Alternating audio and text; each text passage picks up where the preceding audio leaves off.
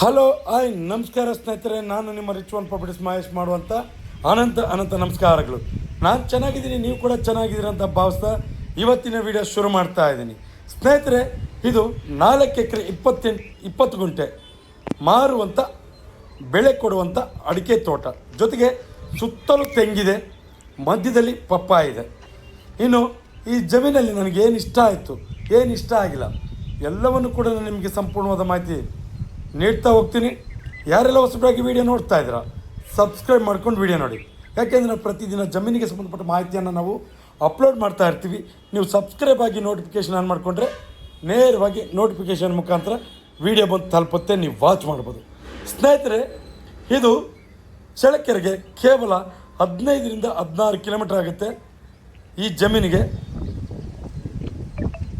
ಇನ್ನು ಬೆಂಗಳೂರಿಂದ 216 ಕಿಲೋಮೀಟರ್ ಆಗುತ್ತೆ ಈ ಜಾಗಕ್ಕೆ. ಇನ್ನು ಚಿತ್ರದುರ್ಗಕ್ಕೆ ಕೇವಲ ಈ ಜಾಗಕ್ಕೆ 46 ಕಿಲೋಮೀಟರ್ ಆಗುತ್ತೆ.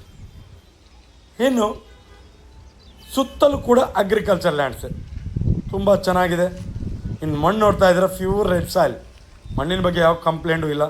ನನಗೆ ಇಷ್ಟ ಆಗಿರೋ ಅಂಶಗಳ ಬಗ್ಗೆ ಮೊದಲು ಗಮನ ಕೊಡೋದಾದರೆ, ಅಡಿಕೆ ತುಂಬ ಚೆನ್ನಾಗಿ ಬಂದಿದೆ, ಮಣ್ಣು ಪ್ಯೂರ್ ರೆಡ್ ಸಾಯಿಲು, ಜೊತೆಗೆ ಜನರಲ್ ಪ್ರಾಪರ್ಟಿ.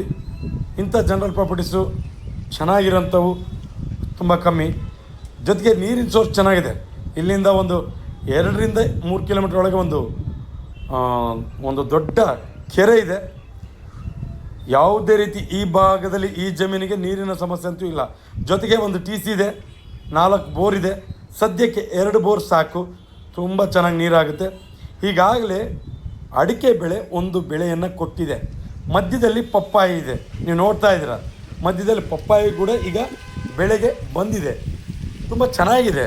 ಒಂದು ನಿಮಗೇನಾದರೂ ಈ ಕಡೆ ಎಲ್ಲವೂ ವ್ಯವಸ್ಥೆ ಇರೋಂಥ ಅಡಿಕೆ ತೋಟ ಬೇಕು ಅನ್ನೋರು ಕೆಳಗೆ ನಂಬರ್ ಡಿಸ್ಪ್ಲೇ ಆಗ್ತಾ ಇರುತ್ತೆ, ಈ ಕಡೆ ಗಮನ ಹರಿಸ್ಬೋದು. ಇನ್ನು ಜನರಲ್ ಪ್ರಾಪರ್ಟಿ, ಮಣ್ಣು ಪ್ಯೂರ್ ರೆಡ್ ಸಾಯಿಲು ಇವೆಲ್ಲವೂ ಕೂಡ, ಜೊತೆಗೆ ತಾರೋಡಿಂದ 600 ಮೀಟರ್ ಆಗುತ್ತೆ ಈ ಜಮೀನಿಗೆ. ಇನ್ನು ಅಣ್ಣ ತಮ್ಮಂದಿರು ಮೊದಲನೇ ಭಾಗ ಅಣ್ಣ ತಮ್ಮಂದಿರದು, ಅದು ಖಾಲಿ ಇದೆ, ಆರಂಭದಲ್ಲಿ ತೋರಿಸಿದ್ದೀನಿ ನಾನು. ಅಲ್ಲಿಂದ ಒಂದು 150 ಅಡಿ ಒಳಗೆ ಬರಬೇಕಾಗುತ್ತೆ, ಅದು ನಕಾಶ ರೋಡು. ಈ ಕಾಣಿಸ್ತಾ ಇದೆಯಲ್ಲ ಆ ದಾರಿ ನಕಾಶ ರೋಡು. ಎಲ್ಲವೂ ಕೂಡ ಬೆಳೆ ಕೊಡುವ ಹಂತದಲ್ಲಿದೆ. ಇನ್ನು ಕೆಲವರು ನನಗೆ ಒಂದಿಷ್ಟು ಮೆಸೇಜನ್ನು ಮಾಡ್ತಾ ಇರ್ತಾರೆ, ಎಲ್ಲ ಕರೆಕ್ಟಾಗಿದೆ, ಎಲ್ಲವೂ ಬೆಳೆ ಕೊಡ್ತಾ ಇದೆ, ಯಾಕೆ ಮಾಡ್ತಾರೆ?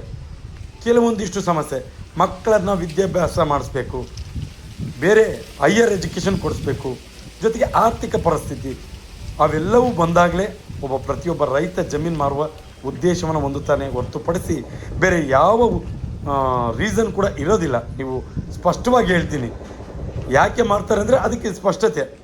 ಜೊತೆಗೆ ನೀರಿನ ಸಮಸ್ಯೆ ಬಗ್ಗೆ ಹೇಳೋದಾದರೆ, ಕರ್ನಾಟಕದಲ್ಲಿ ಚಿತ್ರದುರ್ಗ ಕಡಿಮೆ ಮಳೆ ಬೀಳುವ ಪ್ರದೇಶ ಅಂತ ಇನ್ನು ಎಲ್ಲರಿಗೂ ಗೊತ್ತಿರೋಂಥ ವಿಚಾರ. ಅದರ ಬಗ್ಗೆ ನಾನು ಜಾಸ್ತಿ ಹೇಳೋಂಥ ವಿಚಾರಕ್ಕೆ ಹೋಗೋದಿಲ್ಲ. ಆದರೆ ಇತ್ತೀಚಿನ ದಿನಗಳಲ್ಲಿ ಒಂದಿಷ್ಟು ನೀರಿನ ಸೋರ್ಸ್ ಜಾಸ್ತಿ ಆಗಿದೆ. ಯಾಕೆಂದರೆ ವಾಣಿ ವಿಲಾಸ ಸಾಗರ 2 ಸಾರಿ ಭರ್ತಿಯಾಗಿದೆ.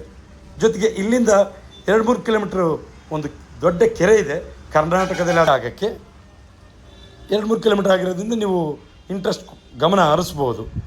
ಇನ್ನು ನನಗೇನು ಇಷ್ಟ ಆಗಲಿಲ್ಲ ಅಂದರೆ, ಇನ್ನೊಂಚೂರು ಮೊದಲನೇ ಜಮೀನು ಆಗಬೇಕಾಗಿತ್ತು. ಅಣ್ಣ ತಮ್ಮಂದಿರು ಒಂದು 150 ಅಡಿ ಒಳಗೆ ಬರೋದಕ್ಕಿಂತ ನೇರವಾಗಿ ಡೈರೆಕ್ಟಾಗಿ ರೋಡಿಂದ ಇಲ್ಲಿಗೆ ಬರೋಂಥದ್ದಾಗಿದ್ದರೆ ಇನ್ನೂ ತುಂಬ ಚೆನ್ನಾಗಿರೋದು. ಅದೊಂದು ಹೊರತುಪಡಿಸಿ ಈ ಜಮೀನಲ್ಲಿ ಯಾವುದೇ ರೀತಿ ಮೈನಸ್ ಹುಡುಕುವ ಅಂಶನೇ ಯಾವುದಿಲ್ಲ. ಎಲ್ಲವೂ ನೋಡಿರಿ, ನೀವು ನೋಡ್ತಾ ಇದ್ದೀರ, ಎಲ್ಲವೂ ಕೂಡ ಬೆಳೆ ಕೊಡೋ ಹಂತದಲ್ಲಿದೆ. ಪಪ್ಪಾಯ ಬೆಳೆ ಕೊಡ್ತಾಯಿದೆ, ಸುತ್ತಲೂ ತೆಂಗು ಕೂಡ ಈಗ ಬೆಳೆ ಕೊಡುವ ಹಂತದಲ್ಲಿದೆ. ಇನ್ನು ಅಡಿಕೆ ಒಂದು ಬೆಳೆ ಕೊಟ್ಟಿದೆ. ಇನ್ನು ನಿಮ್ಗೆ ಏನಾದರೂ ಇಂಟ್ರೆಸ್ಟ್ ಇದ್ದರೆ ಈ ಕಡೆ ಗಮನ ಹರಿಸಿ ಅಂತ ಹೇಳ್ತಾ, ಯಾರೆಲ್ಲ ವಿಡಿಯೋ ನೋಡಿದಿರ ನಿಮ್ಮೆಲ್ಲರಿಗೂ ಕೂಡ ನಾನು ಹೃದಯಪೂರ್ವಕವಾಗಿ ವಂದನೆಗಳನ್ನು ತಿಳಿಸ್ತಾ, ಕೊನೆಯದಾಗಿ 1 ಎಕರೆಗೆ ಈ ಜಮೀನಿಗೆ 1 ಎಕರೆಗೆ 30ರಿಂದ 32 ಲಕ್ಷ ಹೇಳ್ತಾರೆ. ಅದರ ಮಧ್ಯಭಾಗದಲ್ಲಿ ವ್ಯವಹಾರ ಆಗುತ್ತೆ. ನೀವೇನಾದರೂ ಈ ಕಡೆ ಇಂಟ್ರೆಸ್ಟ್ ಇದ್ದರೆ 1 ಎಕರೆಗೆ 30ರಿಂದ 32. ನಿಮಗೇನಾದರೂ ಇಂಟ್ರೆಸ್ಟ್ ಇದ್ದರೆ ಗಮನ ಹರಿಸಿ ಅಂತ ಹೇಳ್ತಾ ಇವತ್ತಿನ ವಿಡಿಯೋ ಮುಗಿಸ್ತಾ ಇದ್ದೀನಿ. ಜೈ ಹಿಂದ್, ಜೈ ಕರ್ನಾಟಕ ಮಾತೆ.